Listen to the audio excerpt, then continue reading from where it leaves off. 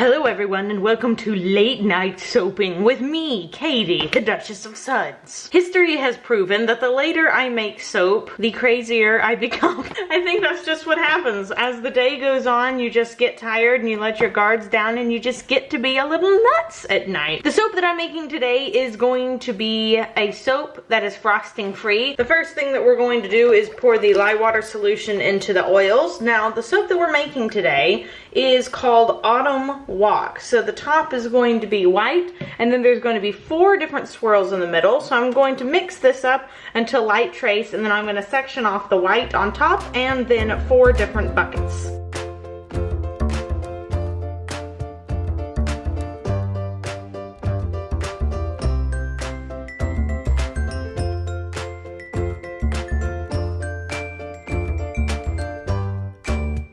So let's pour off the section here that's going to be white first. I'm not going to fill this container up all the way, just to about right there. I'm going to move this off to the side and then I have my 4 buckets here, so I'll place them down and then I'll split off this entire big bucket into 4 different portions. Gonna give this bucket here a really good scrapey. Righto, so now it's time to put the colorant in. In this container right here, I have Alpine Green, which is from Nurture Soap, and that's mixed with another green that I had from Wholesale Supplies Plus. I'm not entirely sure what it's called. It might just be called like green oxide. I'll leave a link to it down below. And then I have dark brown oxide from TKB. That's gonna go into this one here. And then into this bucket right here, I have orange Vibrance Mica. And in this bucket right here, I have red Vibrance Mica. And both of those are from Nurture Soap.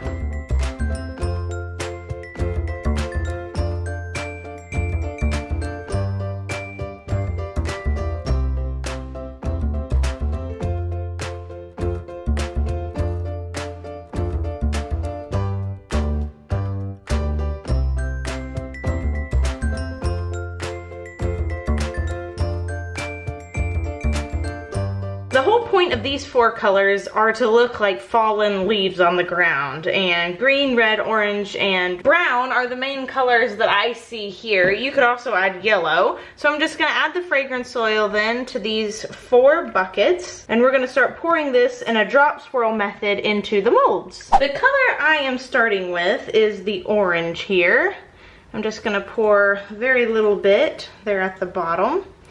Then I'm going to use the green here, pouring it all around the orange. I'm gonna try to make 2 lines. That's kind of gonna be what I try to do all the way down the soap, is 2 lines that I keep kind of separate. Now for the brown, I'm going to kind of swirl that in a circle, making sure I don't pour too much, otherwise it'll mess up the swirl I have going here. And again on the other side, just kind of swirl it down.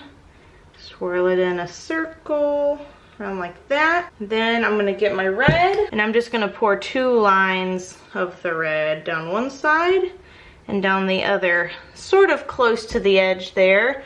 Again, I try to get my swirl to cover as much of the soap as possible. And now I'm just gonna repeat those steps until the entire container is filled all the way to the top.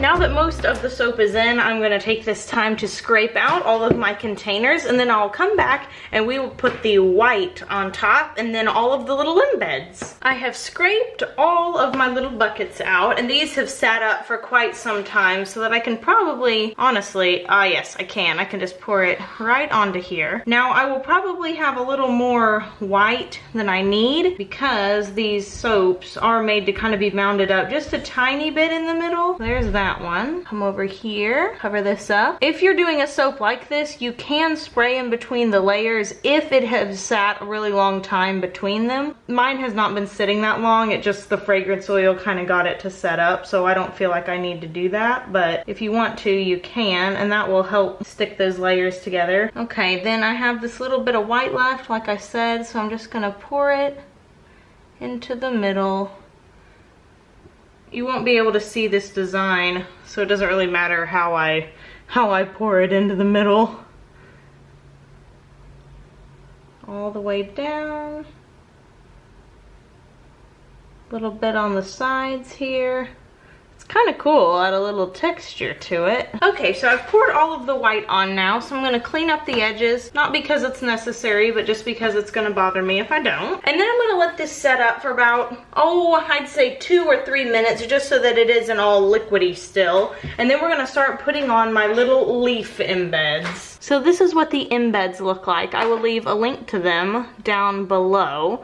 They're from Amazon. They are the perfect size for putting on top of your soaps, and there's 4 different kinds of leaves, and I have colored them the exact same colors that are in the soap. So what we're gonna try to do is make it look like the ground, like the fall ground. So I'm gonna put these on there. I'm gonna put on some more little embeds like juniper berries and the star anise pods and some orange peel, just so that it looks like whenever you look down at the ground in autumn. This has been sitting for a little while, so I'm gonna start putting on my little embeds here. Now, unlike my high top soaps, I'm actually going to place these completely randomly.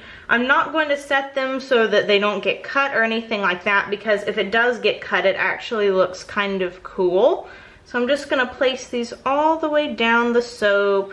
Gonna turn them in different directions to kind of give it a more authentic look. I'm gonna try to put different types next to each other so it's not a whole bunch of the same type of leaf floating around here. Now that this first soap has all of the embeds in, I'm gonna go ahead and complete it so that you can see everything on screen. I'm gonna start with the star anise, and I'm gonna pick rather small ones because these I really don't want to have cut. They kind of get in the way and they can really mess up the shape of your bar. So I'm gonna try to keep them on one soap bar if possible. Put this one right here. This right here. I'm not gonna put too many on there, just a few. Now I'm gonna add a few little orange peels, and again, same thing goes for this one. I really don't want this one to be cut just because it can kind of mess up the bar. They're really hard, so it makes a little scratchy mark all the way down. Now for the juniper berries, and these I can kind of place where I want. They don't really interfere with the cutting much, and I think these really make the soap. I think they add to the kind of authentic fall ground look that I'm going for here. I'm gonna finish this soap off with a sprinkling of poppy seeds on top. Then I'm going to put all of the embeds on the other one,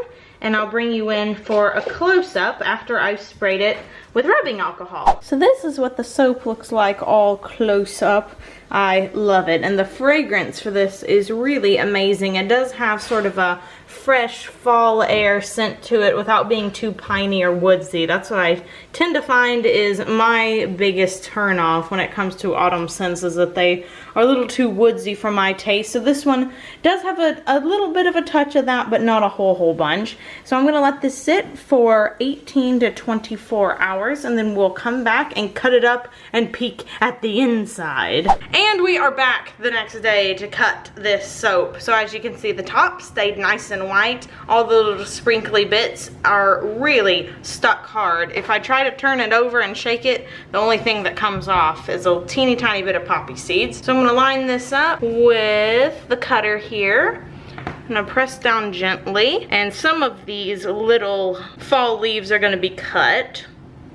I'll pull one out from the inside, and this is what it looks like on the inside. So the brown, that red, and that green are really dark, and then the orange is a little bit lighter. I'm obsessed with this swirl. You have to have pretty liquidy soap to make it look like that, but if you keep your soap nice and thin, this is what it ends up looking like. So this is what it looks like up close. You can see lots of extreme details here on the side and up here at the top. And again, you can achieve this look just by pouring really liquidy soap. That's really all it takes. And it smells super duper amazing. It's a very woodsy, kind of rustic sort of smell. Definitely an outdoor scent, that is for sure. Hey Tub, you want to get a question for me? And here's the two end pieces. They always look a little bit different. Most of the time they have bigger swirls instead of smaller ones. Caleb has the question of the day for us. Would you rather have no eyebrows or one eyebrow? Okay, now when you say one eyebrow, do you mean a unibrow or do you mean one on one side? I'm gonna say one on one side. One on one side. Okay, well, I'm gonna say no eyebrows because then I could like get them like, I don't know, that special fancy type of eyebrow thing where you go and they like tattoo them on really good but it looks natural. Like, I feel like it'd be easier for them to do that than to like try to match the one eyebrow I have where hair is sticking off my face but the other side has nothing. So I say no eyebrows. What do you say? I want to say one eyebrow so I look permanently surprised. If you'd like to participate in the question of the day, you can click the I in the upper right hand corner to cast your vote. If you would like to purchase one of these soap bars for your bathroom to celebrate the autumnal season, they will be available at the brand new Royalty Soap shop at royaltysoaps.com October 18th. 8 p.m. Central Standard Time. Thanks so much for watching, you guys. If you enjoyed this video, please give it a big thumbs up, subscribe to the channel, maybe even leave us a comment down below, and we'll see you soon with another autumnal soap making video. So until then, bye for now.